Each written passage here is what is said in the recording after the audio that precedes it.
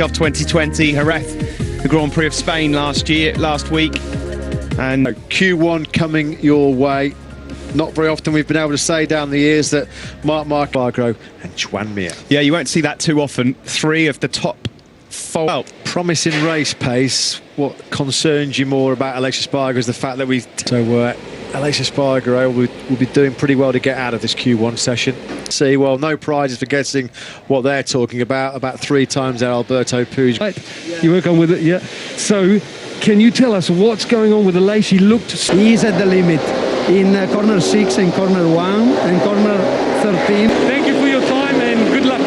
Thanks so much. Yeah, good luck to Paolo, good luck to Aprilia, good luck. They know how to do it. This is their job, this is their work. They fight through the pain barrier. And that's going to be really testing, certainly for Alex Rins and Marc Marquez. There's his teammate Bradley Smith just up behind. Aleix Espargaro looked like he had some... Guys. Thanks, Simon. Here is Alex, 12 minutes then of the session to go. There is Aleix Espargaro. I was just about to say, Matt, with what's going on here.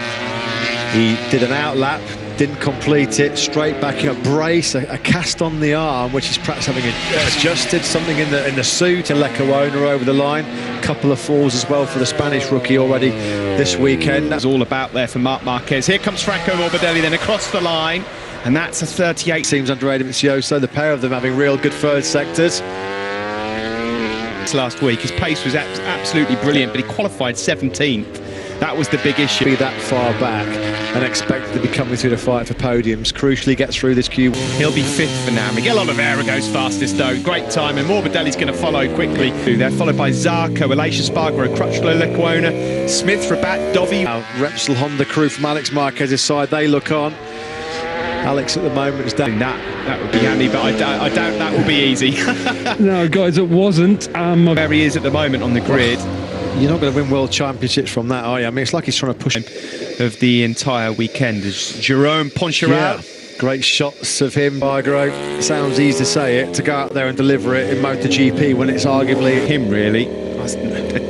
Attended his Zoom debrief yesterday, Frank Garage, and up into the back of the Repsol Honda truck. There's going to be no action from him now, I don't think. I was impressed again with his... If he qualifies that there on the grid, he'll be in the top 6 at the there. And actually afterwards, Franco, with a bit of hindsight, said, yeah, probably try. Not holding back there. This is a really, really big 4 minutes coming up for Andrea Dovizioso. Of course, as a rookie, and he's riding a pretty difficult-to-handle Honda. And Alex Rins, a couple of tenths there in Sector 3. He might improve. I don't know about Undaunted. Andrea Dovizioso got anything going on this lap? The answer is a big no. Okayama, look on. As soon as we get any more information, we'll bring it to you later. Doesn't say that he's out. Trying to push himself closer to Morbidelli. This is a little bit better. It's been the Ducati forte or Dovi's forte this weekend. We heard from Davide Tardocci in FP4. He's been if he wants any chance at trying to scrap for podium places. He's going to have 1 lap after this. Signs at least for Andrea Dovizioso, so that he has got a decent lap time in him. 37. The understeer of the Ducati really hurt him there. Cal Crutchlow. What about that? His back goes across the line 8. Here comes Cal Crutchlow. We'll get 1 more lap in as well. Where does he go? Same place as Marc Marquez. Look at his right arm. Right arm. He's going to have to start this Grand Prix from 14th. Nightmare. Absolute Q1, having bravely completed 10 laps in FP4. And now Alex Marquez going to miss out on a place in Q2 as well. Well, it was a 3rd place for him. Round of applause and a pat on the back from team boss Hervé Poncharal. You know, since the beginning of the weekend, we know we can do a strong race, but it was going to work well. You saw it was a bit of a Moto3 session in the middle of the to do a good qualifying. Honestly, even 3rd row would be. He saw his mate inside the KTM. 7.355, joined in Q2 by Franco Morbidelli. What a heroic performance on his last flying lap. A fast crash at turn 5 and somewhat very...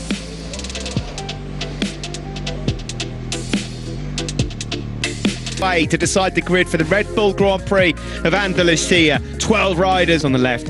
Hats off, Cal Crutchlow. Hats off. 13th on the grid. Much money predicting MotoGP at the moment, Matt. I think that's for sure. No, tough. We will, of course, keep you posted on updates from the HRC team, Repsol Honda, from Maverick Vinales. He was the fastest overall. He broke the lap record. Let's pop down to Simon though. The team, the RCI Castrol Honda team and Honda have done a good job to give have great control in the middle of the corner. Sure, I'm holding the handlebars, so I have control. It was not a bad lap time. A couple of tenths off what I did here last week for 6th place. Today I don't feel too much better, to be honest, but we'll see how I am tomorrow. Thank you, Cal. Very, very strong, but there's so many other riders that you have to throw in the Pramac at this stage. Here is the helicopter view of an empty Jerez.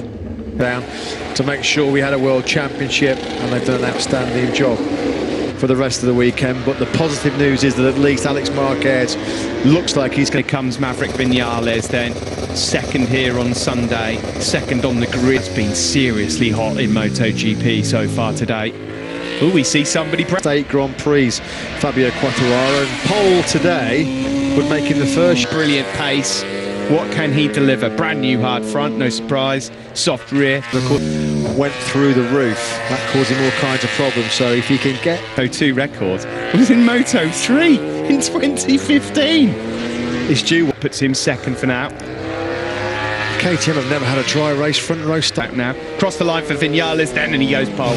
37.217. There's more to come yet. It's in his second MotoGP race. It looks like he's in his second season. Look at the move on that. Second for him. Massive gap as well between the two Yamahas. We saw their supremacy. To go on to the second row, if you can see this lap through. Taka, the time attacker, extends his advantage. 37.102. And that is a shot. That's one that he's going to want to get framed and challenge for the podium here last weekend for Jack Miller before he encountered those number 13 then. Can he improve on 9th place? Not a great first few laps for Pol Espargaro. 11th after the first. Off tyre going in then the back of Taka Nakagami, Zidomitsu LCR Honda at the moment on Guidotti just on the left there.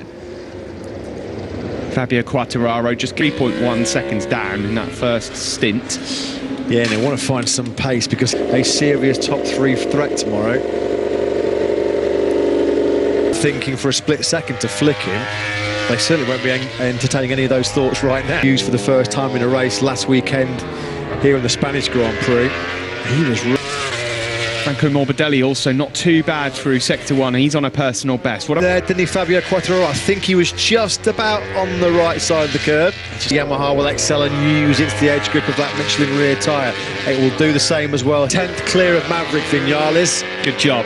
Morbidelli also improved. He's up into 4th. Oh, wasn't he? That's what happens when you are pushing so hard on your limit to run the pace of Fabio. We're going to be keeping a very beady eye now on their sector times because you can't improve your lap with wave yellow 7.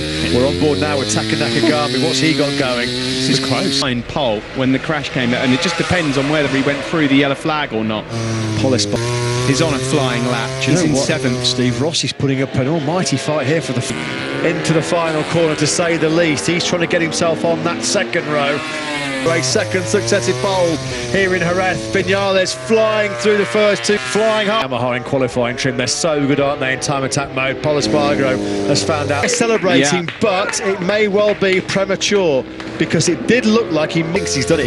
He'll have seen that lap time on his dashboard. GP front row. Pramac Ducati was Francesco Bagnaia with Simon. Francesco, what do you think? Oh, good job. Congratulations. Thank you.